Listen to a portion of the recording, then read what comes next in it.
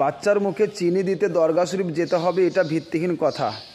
আসল কথা হচ্ছে বুখারী শরীফ 3909 নম্বর হাদিসে উল্লেখ আছে, হযরতে আসমা রাদিয়াল্লাহু তাআলা আনহা বলেন যে মদিনা শরীফ হিজরত করে যাওয়ার সময় কোবা নামক জায়গায় আমি অবস্থান করলাম। সেখানে আমি গর্ভবতী ছিলাম।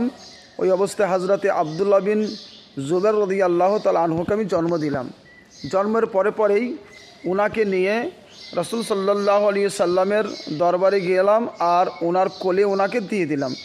আল্লাহ রসুল সাল্লাল্লাহু আলাইহি সাল্লাম একটা খেজুর নিয়ে রাখলেন, সেই খেজুরটি মুখে চিবিয়ে মুখের থুতু মুবারক বাচ্চার মুখে দিলেন এবং খেজুরের কিছু অংশ বাচ্চার মুখে দিয়ে দিলেন।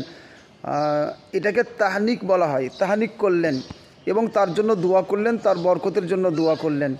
সুতরাং সুন্নত হচ্ছে খেজুর মুখে দিয়ে ওই থুতু মুবারক এবং খেজুরের কিছু অংশ বাচ্চার মুখে দিয়ে দেওয়া। এটা কোনো বুজুর্গ, কোনো পীর সাহেব, কোনো মৌলভী সাহেব